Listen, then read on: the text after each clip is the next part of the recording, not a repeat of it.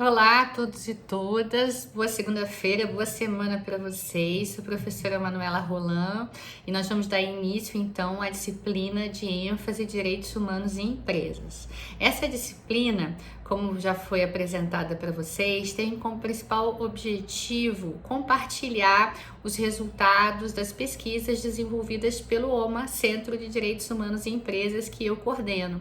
Então vocês vão ter aqui a minha participação, além da contribuição de demais pesquisadores e pesquisadoras do OMA, porque o OMA teve um crescimento grande recentemente, então a gente teve que dividir, né, as nossas áreas de atuação e ter aí de pesquisadores, coordenadores responsáveis por essas áreas, né? Eu ficaria com a coordenação geral e nós teríamos também a contribuição de demais pesquisadores e pesquisadoras que poderiam se dedicar especificamente a determinadas linhas de inserção do OMA. São, em sua maioria, já mestres, doutores, doutorandos em Direito e que vêm desenvolvendo já pesquisas nessa área há alguns anos. Como vocês também já sabem, né, é uma área ainda incipiente no Brasil. Na verdade, o OMA foi criado com o apoio da Fundação Ford, tem esse apoio até hoje, tendo como um dos principais objetivos ajudar a consolidar essa área, né, até buscar o reconhecimento desse campo epistemológico como um campo de pesquisa acadêmica e também de extensão, o que já havia, né, sido feito, já estava acontecendo algum tempo, enfim, na Europa, nos Estados Unidos, no norte global, né? E no sul global, que é justamente uma das regiões mais afetadas por violações de direitos humanos por empresas, especialmente empresas transnacionais, não havia o reconhecimento claro dessa área, a necessidade justamente de aprofundamento, né, e de maiores pesquisas sobre esse tema para justamente prevenir e buscar mecanismos mais efetivos de reparação de violações de direitos humanos por empresas, inclusive porque há um diagnóstico geral, e a gente vai falar sobre isso, sobre uma chamada arquitetura da impunidade com relação às violações de direitos humanos por empresas, ou seja, os mecanismos justamente de prevenção, de responsabilização das empresas não estão à altura da capacidade dessas empresas em alterar as dinâmicas territoriais e em cometer violações de direitos humanos. Então é importante justamente, né, desenvolver mais, digamos assim, áreas de pesquisa, mais centros com preocupação justamente de investigar esses episódios de violação e entender melhor a lógica de atuação dessas empresas no sul global. Então, o OMA foi criado com esse intuito também, né, obviamente, de difundir esse conhecimento. É por isso que a gente tem uma revista, o OMA publica a Revista Internacional de Direitos Humanos em Empresas, no qual vocês também podem obter aí acesso, né, a uma grande parte do que nós produzimos, de que outros pesquisadores e pesquisadoras do mundo todo vêm produzindo também com relação ao tema.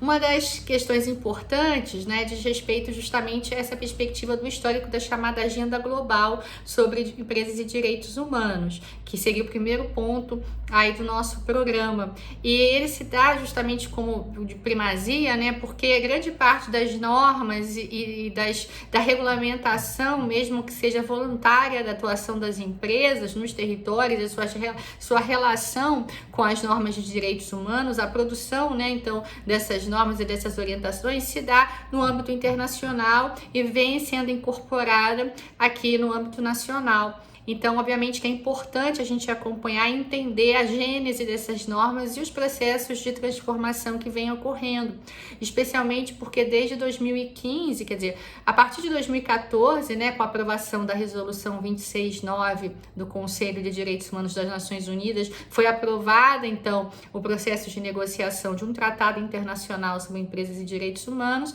e a partir de 2015 começou o processo de negociação. Então, nós temos acompanhado em loco, no Conselho de Direitos Humanos das Nações Unidas desde 2015 esse processo de negociação.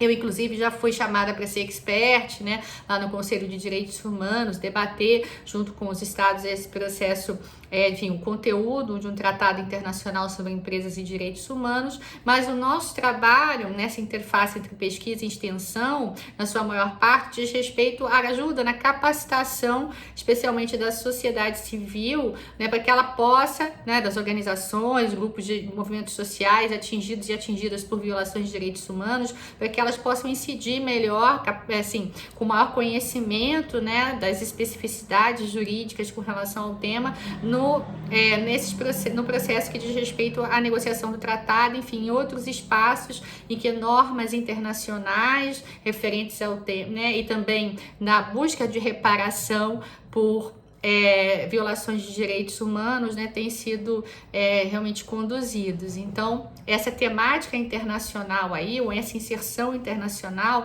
ela é fundamental. Por isso que a gente começa o programa da disciplina, né, fazendo esse histórico dessa chamada Agenda Global sobre Direitos Humanos e Empresas. Mas nós também, obviamente, temos uma inserção forte na perspectiva nacional. A gente já tinha desenvolvido um relatório, que é um relatório considerado aí um relatório base, né, para compreensão das violações de direitos humanos no complexo portuário do Açu e do Porto do Açu. E nós também hoje integramos a chamada rede de pesquisa do Rio Doce, junto com outros centros semelhantes, né, como no caso do GEPSA, da Universidade Federal de Ouro Preto, o Organon, da Universidade Federal do Espírito Santo, e o Poemas, que também faz parte da Universidade Federal de Juiz de Fora, né, é coordenado pelo professor Bruno Milanês, da Faculdade de Engenharia. Porque, é verdade, conhecendo um pouco como se dá essa dinâmica de violação no território, a gente pode, na verdade, saber melhor como, né, pleitear e o que pleitear num processo de negociação internacional para mudar o cenário, né, prevenindo, digamos, essas violações e também buscando reparações mais eficazes, combatendo o que é considerado um diagnóstico, né, de partida com relação a essa temática de direitos humanos e empresas, que é a impunidade empresarial. A gente parte de um diagnóstico de que os instrumentos que poderiam prevenir ou reparar violações de direitos humanos não estão à altura da capacidade das empresas de violarem os direitos humanos ao alterarem as dinâmicas territoriais. Então, uma das principais agendas e buscas e objetivos, né, justamente aí na interface entre pesquisa e extensão nessa área, é combater a chamada impunidade empresarial tocante às violações de direitos humanos. Tá? As empresas não são efetivamente responsabilizadas por violações de direitos humanos. E a gente vai explicar isso, como se dá, né, melhor e por que ocorre essa impunidade de maneira mais apropriada. Antes de tudo, é importante já, para começar, né, a trabalhar e mostrar aí os desafios da pesquisa, né, desenvolvimento acadêmico, de informação com relação a esse tema, a gente tem que entender um pouquinho porque até da escolha do nome, né, uma é Centro de Direitos Humanos e Empresas e não, na verdade, um Centro de Empresas e Direitos Humanos, como sua maior parte dos centros no norte global, né? A gente reconhece centros de Business and Human Rights, centros de empresas e direitos humanos. A gente tem o Business and Human Rights Resource Center, um dos principais centros, né, sobre essa temática. E a gente percebeu que isso, na verdade, também acabava expressando uma certa complacência com a lógica empresarial, ou seja, existiria o reconhecimento e a naturalização de um certo comportamento empresarial que geraria aquilo que eles chamam de riscos e impactos com relação às sociedades aonde, né, esses empreendimentos vêm a se localizar, e aí as externalidades, as consequências dessa inserção seriam as violações de direitos humanos, e de certa forma há em alguma medida um reconhecimento de que algumas violações seriam quase que, digamos assim, inevitáveis, né? Que os direitos humanos eles deveriam ser adaptados à lógica empresarial, né? E não o contrário. Então, a gente decidiu que o OMA teria justamente, né, uma denominação diferente. A nossa denominação é Direitos Humanos e Empresas, reconhecendo que os direitos humanos têm primazia. Eles devem prevalecer frente à lógica empresarial. Então, antes mesmo de planejar um empreendimento corporativo, as empresas elas têm que pensar, idealizar esse empreendimento já em conformidade com as diretrizes de direitos humanos em empresa. E não considerar a lógica de funcionamento da empresa, né, como dada, como imposta e positiva, e aí, né, digamos, tentar harmonizá-la, compatibilizá-la com os direitos humanos na medida do possível, né? Segundo a própria lógica empresarial. Na verdade, isso se agravou depois que a própria retórica do desenvolvimento, a gente vai falar sobre isso, prevaleceu no tocante à fundamentação do próprio conteúdo dos direitos humanos. A gente acabou observando um fenômeno histórico em que, né, os direitos humanos acabaram sendo sinônimo de desenvolvimento e vice-versa.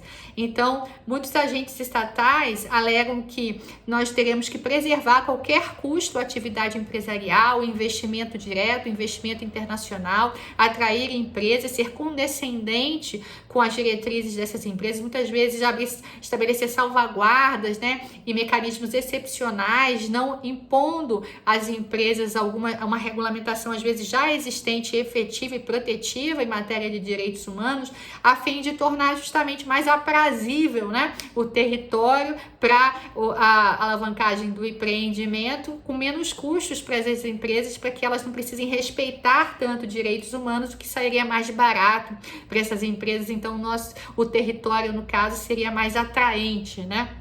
Então, essa lógica do desenvolvimento, por sua vez, faria com que, uma vez estando a empresa, ela geraria empregos, ela geraria, né, digamos assim, recursos, né, divisas para o Estado que poderiam se transformar em políticas públicas.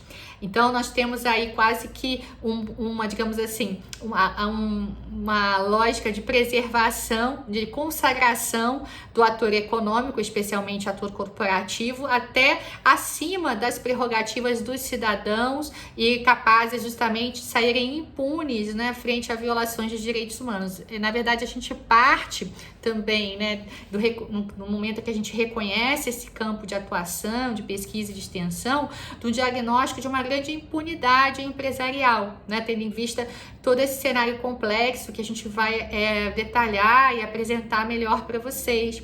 Então, a grande impunidade, ou arquitetura da impunidade, que seria esse diagnóstico inicial, diz respeito justamente a, digamos assim, o desequilíbrio entre os recursos existentes para prevenção e responsabilização das empresas, especialmente empresas transnacionais, e a capacidade dessas empresas em incidirem nos territórios e muitas vezes violarem direitos humanos. Então, elas são muito pouco responsabilizadas por violações de direitos humanos e acabam justamente usufruindo, né, desse cenário aí de impunidade sistêmica, né, que acontece não só no Brasil, mas na parte do sul global e mesmo, né, em territórios de países chamados de desenvolvidos, enfim, de potências hegemônicas, né, algo intrínseco à atividade empresarial, à violação de direitos humanos. E o OMA entende que a primazia dos direitos humanos é fundamental. Então, por isso que a denominação do centro é justamente direitos humanos de empresas, que a lógica empresarial, ela não deve ser imposta em detrimento dos direitos humanos, né? Reconhecendo que talvez até violações de direitos humanos deveriam ser aceitáveis em nome do desenvolvimento. Não, os direitos humanos devem ser considerados, né, enfim, inegociáveis, atendendo a toda a sua lógica já, né, que ele é característico, né? Então, eles devem prevalecer frente a todas as outras dinâmicas e lógicas e interesses, né, corporativos e dos negócios de maneira geral. Então, devem ser, digamos assim, considerados mesmo antes digamos assim, da implementação do próprio empreendimento no processo ainda de planejamento do mesmo.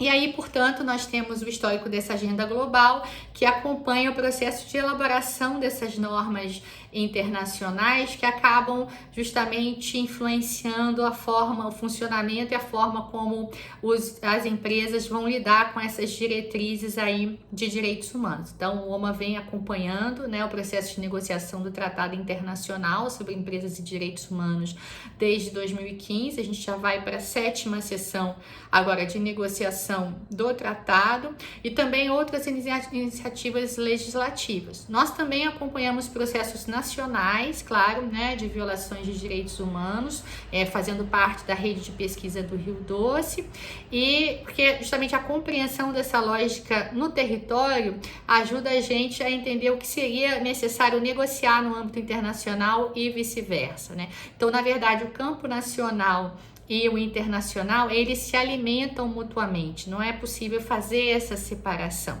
Mas, de qualquer forma, essa agenda, digamos assim, ou esse campo epistemológico, ele acaba sendo, digamos, surgindo, né? E tendo aí um maior reconhecimento, primeiro no âmbito internacional, e aí, especialmente, né, no âmbito das Nações Unidas, ainda na década de 70.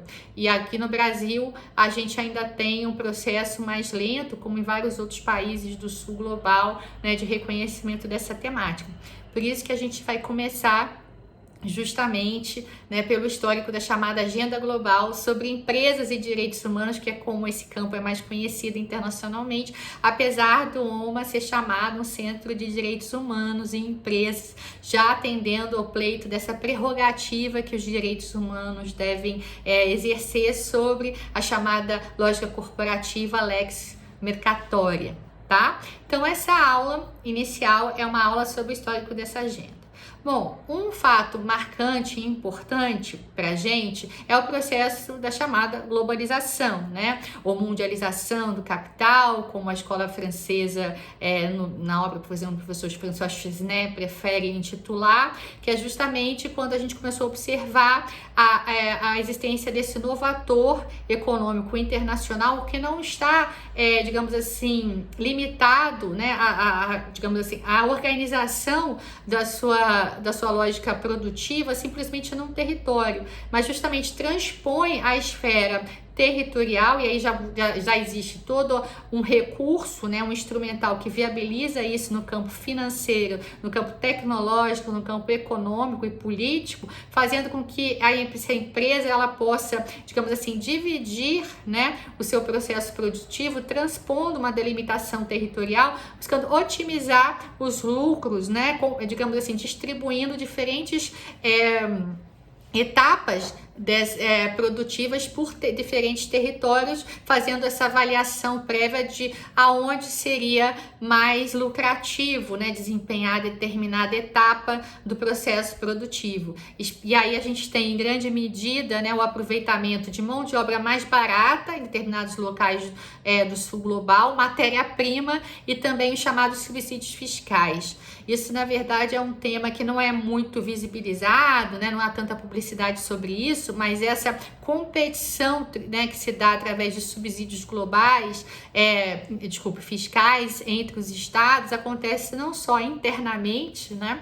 É chamada guerra fiscal entre estados, municípios, dentro de uma própria federação, mas também se dá no âmbito internacional. Estados abrindo mão de arrecadar tributos para justamente atrair empresas para o seu território. Isso já é, na verdade, indiretamente, né, uma certa violação de direitos humanos, na medida que estados já vulneráveis, né, com políticas públicas precárias para os seus cidadãos em matéria de direitos humanos, ainda abrem mão de arrecadar com aquela atividade produtiva que supostamente geraria desenvolvimento, né, e benefícios para a população, para atrair essas empresas. Na verdade, é uma conta que parece não fechar muito bem, né? Já contribuindo aí para um marco mais, para um cenário, para uma atmosfera, enfim, mais benéfica para a empresa, em detrimento justamente dos direitos fundamentais, dos direitos humanos dos cidadãos, das cidadãs no âmbito internacional, no âmbito global como um todo.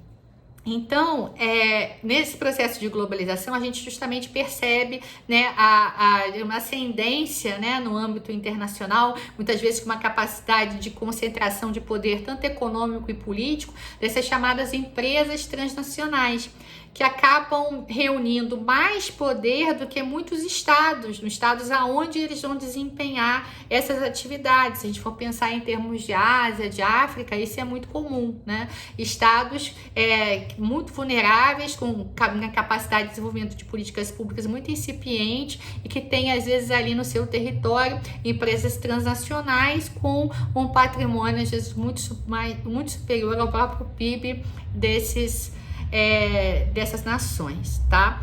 E aí, né, tendo em vista a inserção desse novo ente no âmbito internacional, a gente começa a ver justamente, né, a ocorrência de violações de direitos humanos, de descumprimento de normativas, sem a devida responsabilização. Por quê? Porque essa empresa justamente ela se organiza de uma maneira em que é difícil identificar justamente onde está, por exemplo, a esfera de tomada de decisão da chamada governança corporativa, né? A relação, por exemplo, que se dá efetivamente entre matriz, filial ou diferentes subcontratistas ou fornecedores ligados a toda essa atividade corporativa, que ela vai se subdividir territorialmente, da mesma forma como muitas vezes essas empresas já podem até ser responsabilizadas no território, mas conseguem retirar seu patrimônio, né?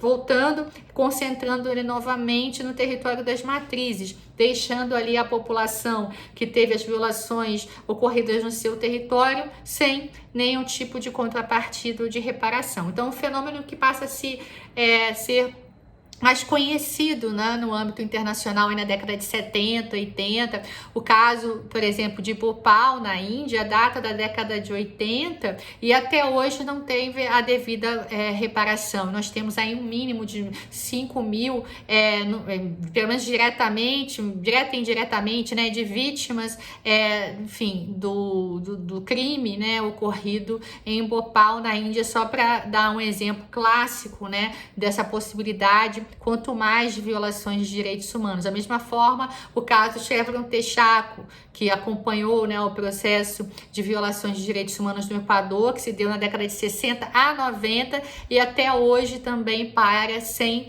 nenhuma forma de responsabilização efetiva para com os atingidos e atingidas pelas violações cometidas pelas empresas na Amazônia, né, equatoriana, que levou à extinção justamente de povos indígenas, né, de uma reprodução de violações pela contaminação da área que se dá até hoje, né? Já houve uma sentença que condenou a empresa a uma ressarcimento de mais de 9 bilhões de dólares sem ter havido ainda o pagamento, né, e o reconhecimento dessa sentença até hoje, tá? Então, nós temos aí um cenário, né, de incidência desse novo ator muito poderoso no âmbito internacional, com uma capacidade de né, atuação considerada ainda muitas vezes desconhecida, né, e precisaria justamente de um melhor aprofundamento, estudo, reconhecimento, e que tem esse poder de justamente se safar, né,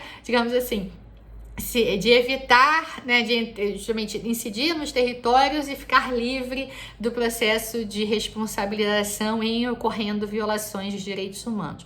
Mas essa agenda realmente ela passa a ser reconhecida como uma agenda digamos assim, de produção normativa, né, agenda de discussão nas Nações Unidas para realmente responder aos anseios da população que se via atingida por violações de direitos humanos por esses novos atores, depois, né, que o então presidente do Chile, Salvador Allende, faz um discurso no final de 1972 na Assembleia Geral das Nações Unidas.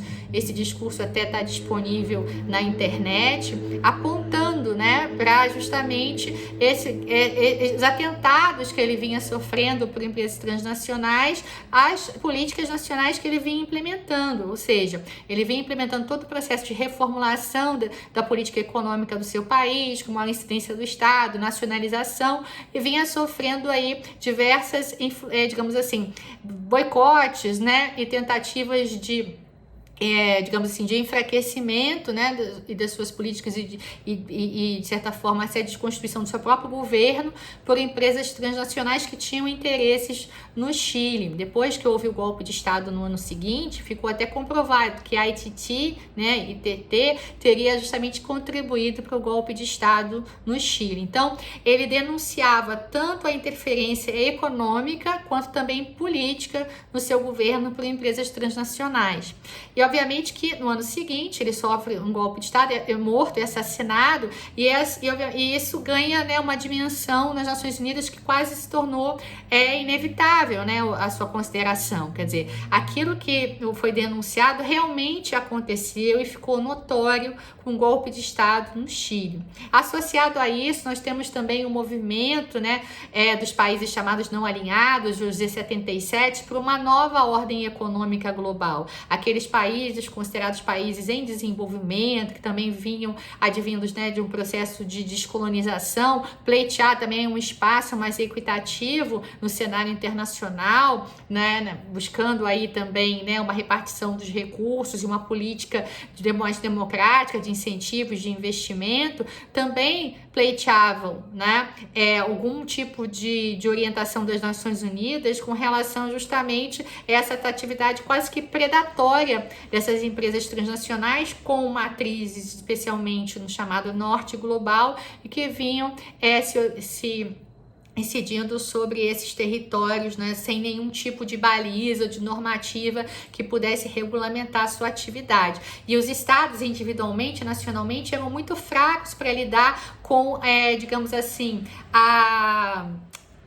quase que digamos assim, a influência, né, mas a pressão mesmo dessas empresas, né, sobre os seus territórios. Então, se houvesse uma normativa internacional, seria digamos assim, poderia ser usada por esses estados para dizer, olha, infelizmente eu não posso garantir esse benefício, essa salvaguarda, porque há uma normativa internacional que me impede, né? Porque o que acontece? Na chamada corrida para o fundo do poço, que passou a ser também reconhecida como uma estratégia, né, de funcionamento das empresas, essas empresas transnacionais, elas pressionam os estados, especialmente do sul global, dizendo, olha, se você não retirar, né, essas diretrizes, digamos assim, esses requisitos, essas exigências com relação também à preservação, né, de direitos humanos, para mim que podem, digamos, operar como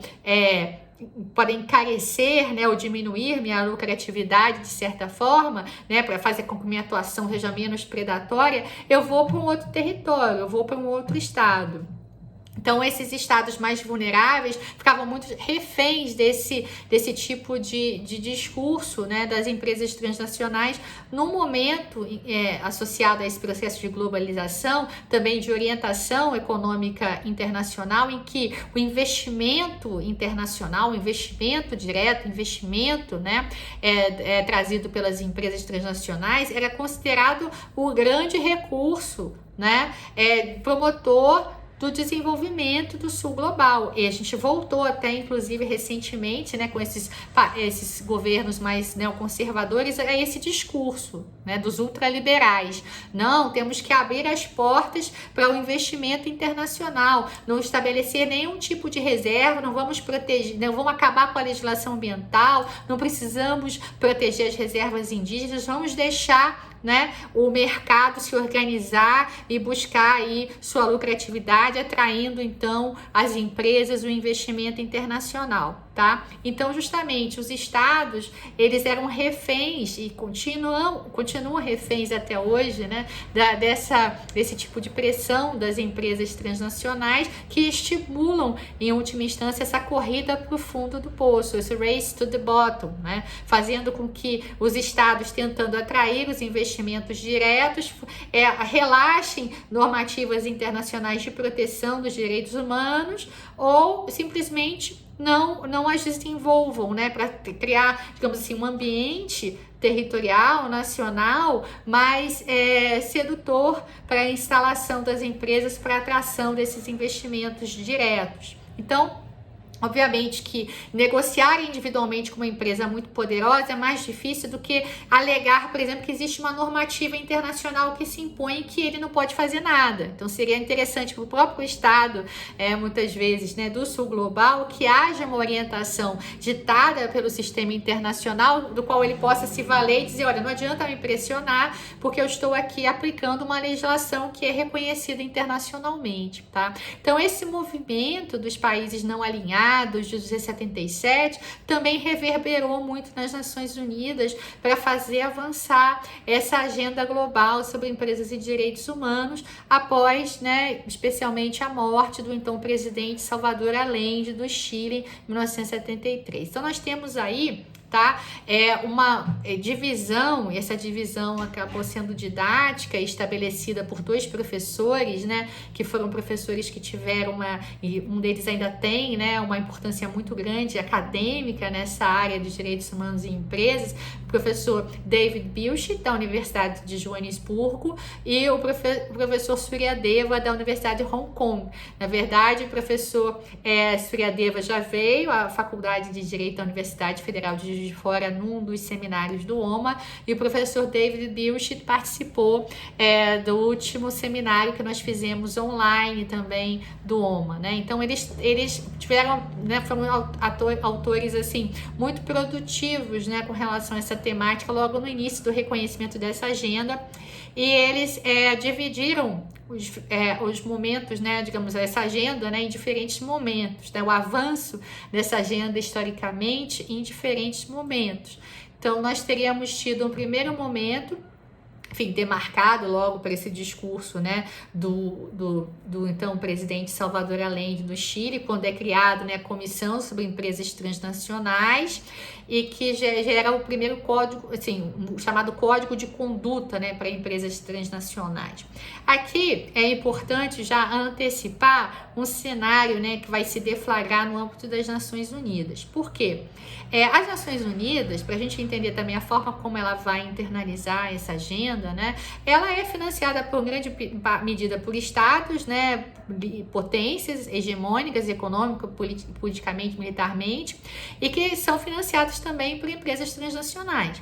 Então, há várias contradições aí, né, no âmbito das Nações Unidas para se alavancar essa temática de direitos humanos em empresas, como várias outras temáticas, tá?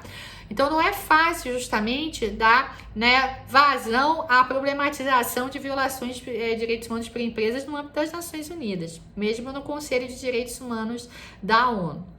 Então, o que acontece? A gente acaba observando aí o desdobramento, né, dessa agenda em dois grandes grupos, ou seja, dois grandes processos. O processo, que é o processo que acaba sendo mais mainstream, né, mais hegemônico, que é mais condizente com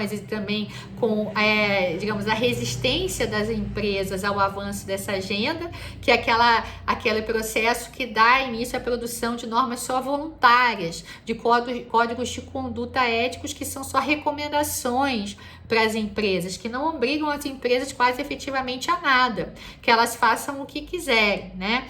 E um outro processo, que é um processo mais incisivo, realmente capitaneado, né, por estados com posicionamento um pouco mais críticos e também impulsionado muito pela sociedade civil organizada internacionalmente, que aí sim busca mudar o paradigma da atuação empresarial, busca estabelecer a primazia dos direitos humanos e principalmente obrigações diretas para as empresas transnacionais e mecanismos de reparação que sejam compatíveis com essa atividade justamente transnacional, que é a grande dificuldade a ser enfrentada, né? Da empresa poder atuar e dividir, né, digamos assim, a sua organização corporativa e a sua governança corporativa por diferentes espaços territoriais dentro daquilo que se chama de uma cadeia de valor, né, estabelecendo diferentes pessoas jurídicas e, de certa forma, criando o chamado véu corporativo e que dificulta a identificação do verdadeiro responsável sobre aquela violação e, além da identificação do responsável, justamente chegar ao próprio patrimônio, né, passível de sofrer aí, de ser utilizado aí no processo de reparação, porque tem questões com relação à jurisdição que vai ser empregada, se essa jurisdição é a jurisdição que tem alcance sobre o patrimônio daquele ente corporativo, né? Quando aconteceu quando foi obtida realmente a sentença que condenou a Chevron Texaco em 2011 pelas violações de direitos humanos no Equador, né? Já que digamos que datavam já da década de 60, e essa condenação no final chegou a 9,6 bilhões de dólares, né? E quando foram tentar executar, não existia praticamente quase nenhum recurso nas contas da empresa no Equador. Então, como fazer justamente, como alcançar esse patrimônio e responsabilizar e reparar efetivamente, claro que mesmo com a dificuldade toda de uma reparação real, né? Porque como se reconstitui todo o meio ambiente, como se reconstitui também todo um grupo, né, étnico, indígena, muitas vezes, né, essa reparação não é possível, né? Mas, enfim, pelo menos no que diz respeito a esse elemento patrimonial, nem a esse recurso, até hoje os atingidos e atingidas tiveram acesso, tendo visto toda essa dificuldade de alcance realmente, né, do cerne, assim, do patrimônio empresarial, né, tendo em vista essa lógica de organização complexa da chamada empresa transnacional. Então, nós temos aí, nesse cenário que dá início a esse processo de consolidação dessa agenda global, praticamente a disputa desses dois processos, como eu falei.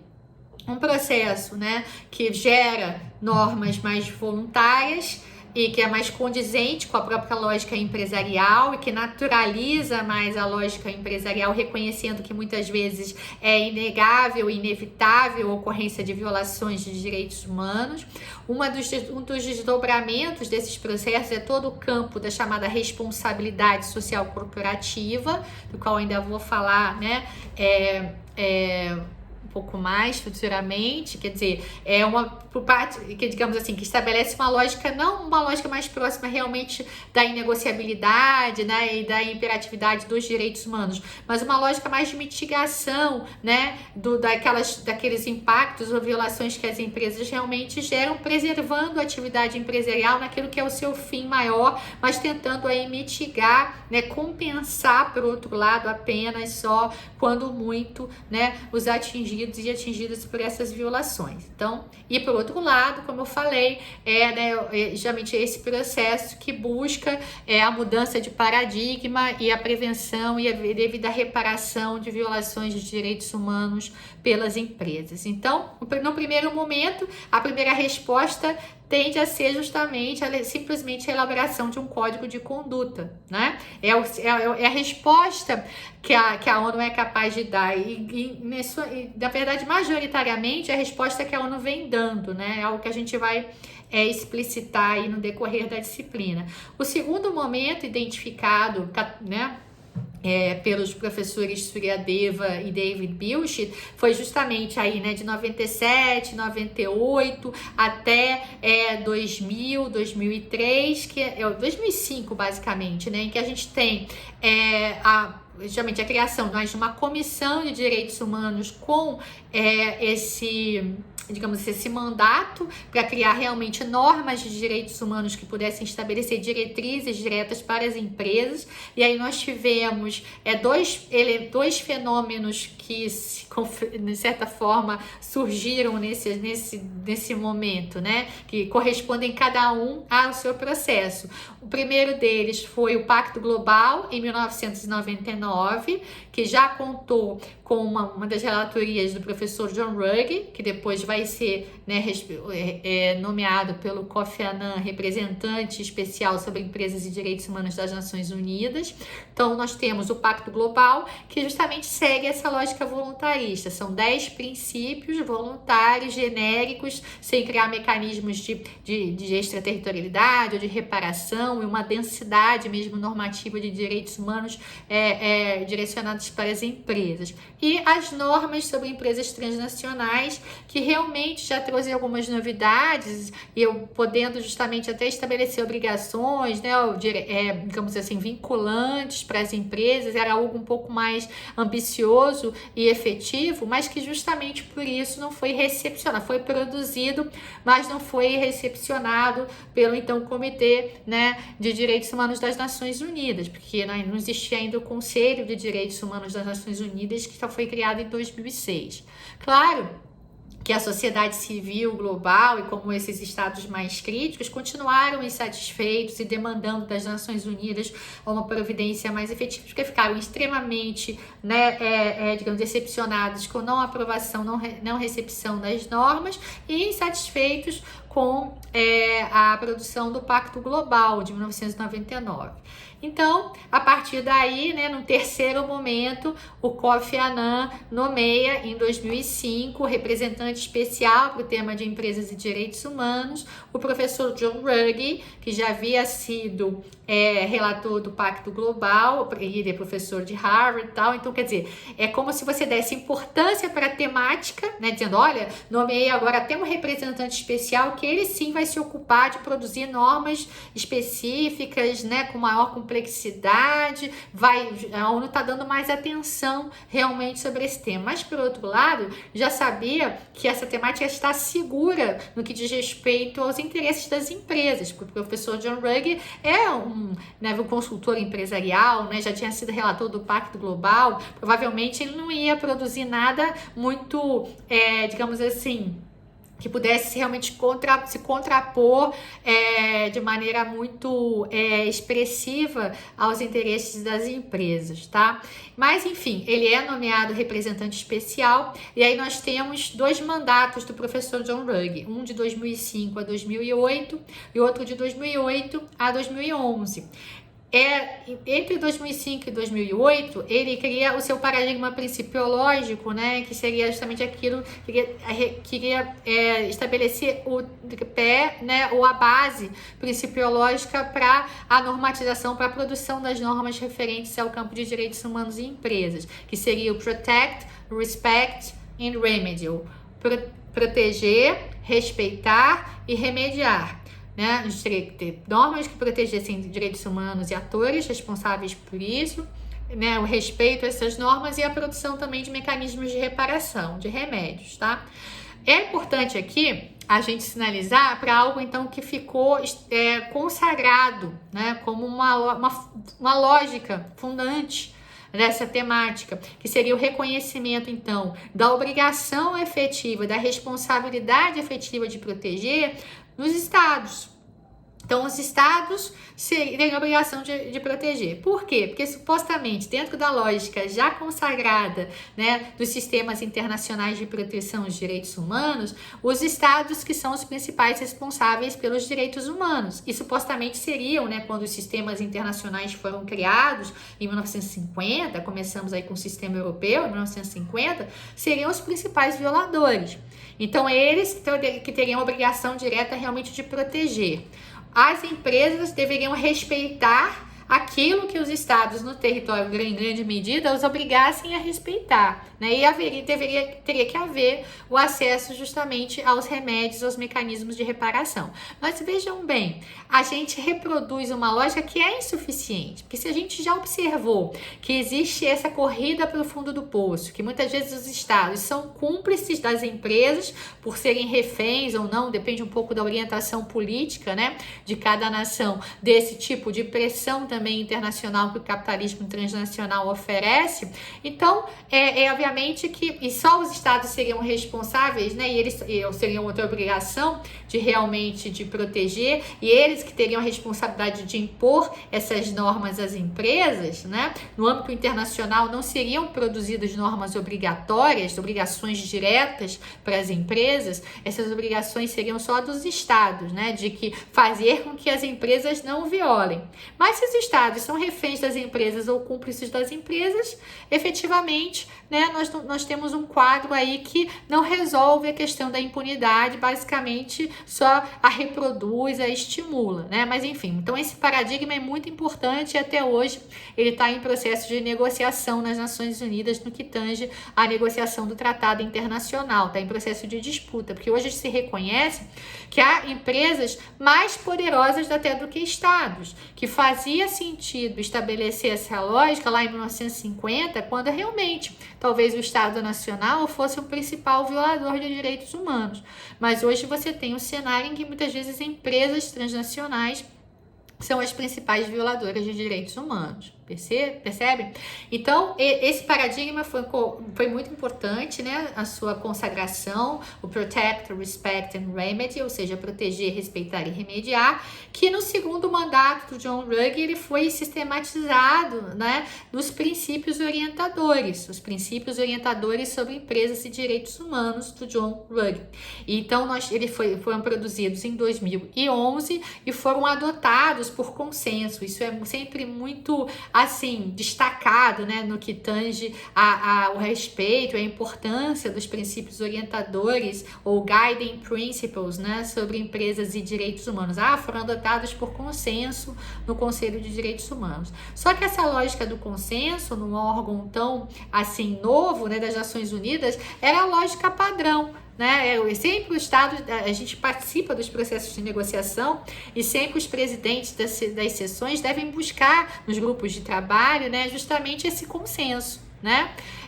Adotar as normas por consenso, mesmo que seja sem, muitas vezes, com a insatisfação de alguns estados. Mas, obviamente, que isso sempre é muito associado, né, à importância dos princípios orientadores. Inclusive, quando a gente começou a trabalhar essa agenda e estabelecer um processo de diálogo com o Itamaraty, com o Ministério das Relações Exteriores, para entender, né, o processo de inserção do Brasil nessa agenda, para que o Brasil se envolvesse mais no processo do Tratado Internacional sobre Empresas e Direitos Humanos, os representantes do Itamaraty à época diziam, não, mas o Brasil prefere só dar importância aos princípios orientadores, porque o Brasil tem a tradição de respeitar o consenso em matéria de direitos humanos e de direito internacional, né, e não ir de encontro aos consensos. Ou seja, então isso era uma, né, digamos assim, utilizado também muito como uma retórica, né, de defesa dos princípios orientadores, para sair, né, uma estratégia de fuga do processo do Tratado Internacional, que a gente vai ver, tá? Claro, naquele período, né, estava ainda no final do governo, no final do governo de Dilma, o Brasil ainda valorizava um discurso de direitos humanos. Hoje o Brasil infelizmente, nem justifica as políticas contrárias mais aos direitos humanos, tá? Então, nós temos aí, né, esses princípios orientadores, que logo na 26ª sessão, né, do Conselho de Direitos Humanos, o grupo de países entendem que eles não são suficientes, tá? São princípios só voluntários, não estabelecem obrigações diretas para as empresas, uma vez que atende, né, a esse corolário do Protect, Respect and Remedy, a verdade sendo ainda uma normativa, uma lógica muito Estado-centrista, que é o Estado que deve garantir que a empresa faça, o Estado que deve garantir o acesso à justiça, o Estado é que deve garantir, né? Claro que a empresa, ela pode agir de maneira preventiva, tendo boas práticas, boas condutas. Nós temos eminentemente aí um conceito que surge, que a gente vai falar melhor dele, né, nos princípios orientadores da devida diligência, que seria do princípio 14 a 25 dos princípios orientadores, né? São 31 princípios. Então, que a aposta grande, né, desses princípios, que é assim, que a empresa vai agir, vai voluntariamente, né, seguindo aí a melhor conduta possível para evitar a violação de direitos humanos, tá bom? Mas quem justamente monitora a adoção dessas devidas diligências é a própria empresa. Então, você tem que confiar na boa-fé e no voluntarismo, na vontade da própria empresa, nessa intencionalidade.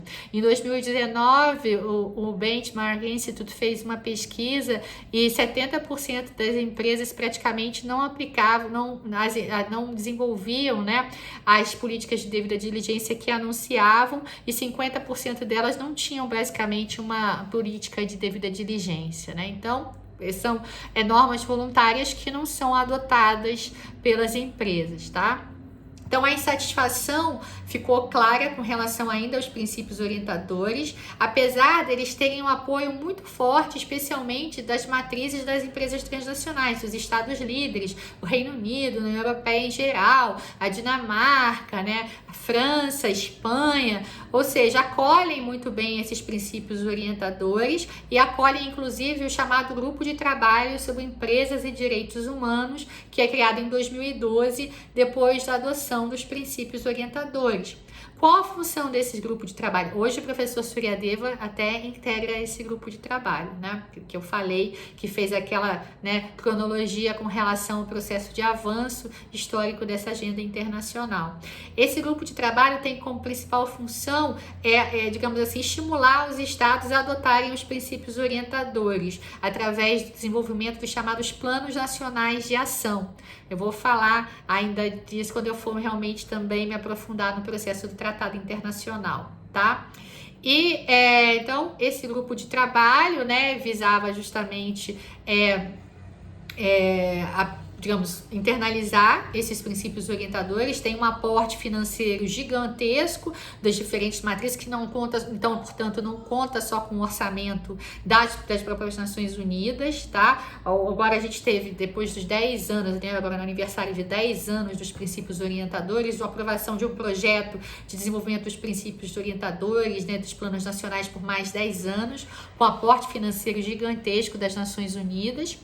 E, enfim, então a gente tem praticamente esse mainstream, né, que é esse esforço todo de implementação dos princípios orientadores ou de algumas iniciativas que têm fundamento nos princípios orientadores. Mas, como eu falei, logo em seguida, em 2013, já numa sessão do Conselho de Direitos Humanos, vários estados do sul global fizeram um diagnóstico já da insuficiência desses princípios e falaram, ó, é só um primeiro passo, um first step. E a gente teve aí um protagonismo muito grande do Equador, à época, né, que tinha um governo assim de centro-esquerda, né, o correísmo, Rafael Correa, que fazia essa diplomacia dos direitos humanos de forma mais consistente, junto com a África do Sul, que lideraram um grupo de países que conseguiram aprovar, portanto, uma resolução, que é essa resolução 26/9, 2014, que dá início, sim, à produção de um tratado internacional sobre empresas e direitos humanos, criando um outro grupo de trabalho. Agora a gente tem um grupo de trabalho intergovernamental de composição aberta sobre empresas e direitos humanos, que aí não é aquele grupo de trabalho sobre empresas e direitos humanos que visa, né, implementar os princípios orientadores, mas o grupo que é formado por experts, né, com representações regionais e tal. A gente tem agora um grupo de trabalho formado por estados para a elaboração de um tratado internacional, de uma norma vinculante sobre empresas e direitos humanos. E esse grupo de trabalho intergovernamental de composição aberta, esse termo, né, segundo a Secretaria do Conselho de Direitos Humanos, ele foi interpretado, quer dizer que esse grupo de trabalho só se dissolve, só acaba o mandato dele uma vez concluída, né, a sua missão, ou seja, uma vez aprovado o tratado. Tá? Porque houve várias tentativas, né, no decorrer das primeiras sessões de boicotar, né, o grupo de trabalho, principalmente depois da terceira sessão, dizendo que já tinha acabado o mandato do grupo, que não podia mais negociar o tratado. Então foi necessária a Secretaria do Conselho de Direitos Humanos firmar essa interpretação sobre a própria, né, denominação e constituição do grupo de trabalho intergovernamental, dizendo não, de composição aberta significa que ele só se desconstitui depois de concluída sua missão, a sua tarefa de produção do tratado internacional. Então ele tem a presidência do Equador e aí a vice-liderança da África do Sul. Então nós temos dois processos hoje principais que perfazem essa chamada agenda global sobre empresas e direitos humanos que nós acompanhamos, tá? O processo de internalização dos princípios orientadores através dos planos nacionais de ação. O OMA até já tem no seu site 2 pesquisas, 2 relatórios analisando, né, esses planos nacionais de ação, toda a sua lógica, inclusive com críticas que são realmente atribuídas a esses planos nacionais de ação há algum tempo. E por outro lado, a gente vem acompanhando justamente o processo de negociação do Tratado Internacional sobre Empresas e Direitos Humanos. Nós tivemos presente, como eu falei, em todas as sessões desde 2015. Ano passado houve só uma sessão virtual em razão da pandemia, mas nós participamos virtualmente. Agora, né, nós vamos participar da 7ª sessão, já vamos participar semana que vem das consultas informais que o Estado do Equador já abre, né, para que possa justamente receber subsídios para a elaboração, para o avanço, né, das propostas de tratado que vão sendo apresentadas oficialmente e vão sendo negociadas nas sessões oficiais sempre em outubro de cada ano. Então, a 7ª sessão vai ocorrer em outubro no âmbito do Conselho de Direitos Humanos das Nações Unidas, tá? Então, esses são os 2 processos que a gente ainda vai detalhar melhor no decorrer da disciplina. E nós temos ainda um 3º processo que agora também requer a nossa atenção, que é uma iniciativa regional. Obviamente, a gente já tinha diversos estados já estabelecendo, digamos assim, essa política, né, de justamente produzir legislações, leis, né, então normas vinculantes sobre devida diligência, em razão daquele diagnóstico que eu fiz, né, de que as empresas, por serem normas só voluntárias, os princípios orientadores, não vinham realmente realizando a devida diligência. Então, a gente tem, nos últimos anos, como grande marco, a lei francesa de 2017 sobre devida diligência, que justamente mostra esse esforço de tornar vinculante, né, essas normas que permanecem só sobre o espectro voluntarista. E aí a União Europeia tá agora no processo de elaboração, já tem aí um projeto, né, que foi aprovado na Comissão Europeia em 10 de março, é uma resolução, na verdade, né, em 10 de março desse ano, para se estabelecer uma lei da União Europeia sobre devida diligência. E aí, justamente, a gente tem que acompanhar esse processo para ver em que medida ele está mais próximo das lógicas dos princípios orientadores ou mais condizente com os avanços necessários e requeridos no processo de negociação do Tratado Internacional sobre Empresas e Direitos Humanos, tá? Então, hoje a exposição fica até aqui. Obviamente que vocês vão agora complementar com a leitura dos textos que eu vou deixar recomendados na plataforma, e a gente ainda vai se aprofundar nesse processo de negociação do tratado, nessas diferentes frentes, né, dos planos nacionais de ação, das leis nacionais, leis de devida diligência, na próxima aula, tá? Até lá, até semana que vem.